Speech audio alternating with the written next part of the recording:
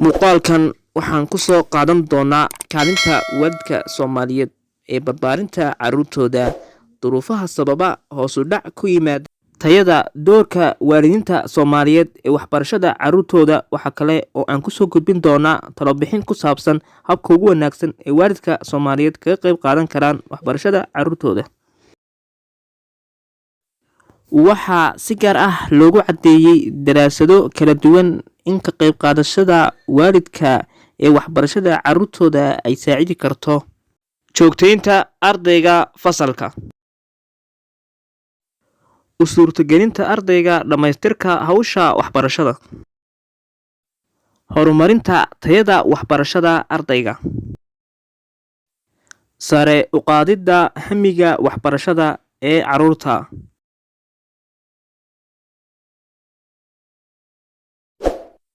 doorka waalidiinta Soomaaliyeed ee waxbarashada carruurtooda. waxaa si faahfaahsan lagu qeexay maasada soo socota ee uu curiyey abwaan Soomaaliyeed Maxamed Ibraahim Hadraawi. hooyoy la'aanta adduunyadu hubaashii, habeen kama baxdeeno, iftiin lama heleeno, dadku uma hayaameen, dayaxeega jooga saddexaad ma fuuleen, xidig hawdka lulatiyo hawl laguma gaadheen. tixdan waxaa abwaanku ula jeedaa in hooyadu amba hooygu yahay dugsiga ugu qiimaha badan ubadka. hase yeeshee waxaa xusid mudan in baahida loo qabo doorka waalidka ay sare martay kadib markii Soomaalidu u soo hijrootay dalalka reer galbeedka oo aad uga duwan Soomaaliya dhanka diinta, nooca waxbarashada, dhaqanka iyo luqadda.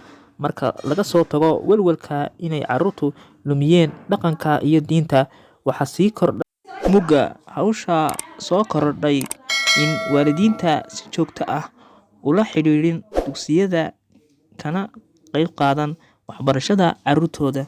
baaxadda hawsha soo kordhay waxa kale oo sii adkeeyey duruufo kale oo xanibaad ku noqday in waalidka gutaan xilalka ka saaran waxbarashada carruurtooda. duruufahaasi waxaa loo kala qaadaa kuwa waalidiinteenu sabab u yihiin iyo kuwa kale. kuwaasi waxaa ka mid ah marka laga soo tago dhibaatada ka dhalatay aqoon la'aanta luqadda Ingiriisiga, waalidiinta Soomaaliyeed xil weyn iskama saaraan fahmidda nidaamka waxbarashada iyo doorka uu u leeyahay ubadka ay la barbaarinayo. maadaama aysan suurtagal ahayn in muuqaalkan aan ku soo koobo dhammaan duruufaha jira, waxaan halkan ku soo xusi doonaa insha Allah inta aan isleeyahay wax waa laga qaban karaa haddii meel looga soo wada jeesto.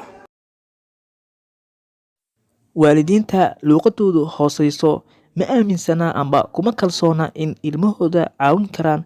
sida badan waxaa laga dhigtaa aqoon la'aanta luqadda qiil ay waalidiintu faraha kala laabtaan waxbarashada carruurtooda. waalidiinta qaar xitaa waxay ka gaabiyeen in ay carruurtooda ku kormeeraan waxbarashadooda marka ay joogaan, xataa ba iska daayo inay ogaadaan waxyaabaha ay qabanayaan. inta badan waalidiinteena kuma dhiirigeliyaan carruurta in ay waalidka la sheekaystaan ama ay ka dhageystaan duruufaha la soo gudboonaada. taasina waa dhibaato jirta. waxaa muuqanaysa in waalidka Soomaaliyeed sida badan aysan xil iska saarin la xidhiidhka macallimiinta carruurtooda iyo maamulka dugsiga. waxaa muuqanaysa in waalidka Soomaaliyeed sida badan aysan xil iska saarin la xidhiidhka macallimiinta carruurtooda iyo maamulka dugsiga. haddaba qodobada aan soo sheegnay waa qodobada ah mid hadda taagan oo dhibaato la arki karo ahna. maanta casharkeenu intaas ayaan ku ekaysiinaynaa. fadlan haddaad casharkan wuxuun ka faa'iiday, subscribe saar, calaamadda gambareelka furo si muuqaal kasta oo aan soo dhignaa isla markaan soo dhigno kuu soo gaadho.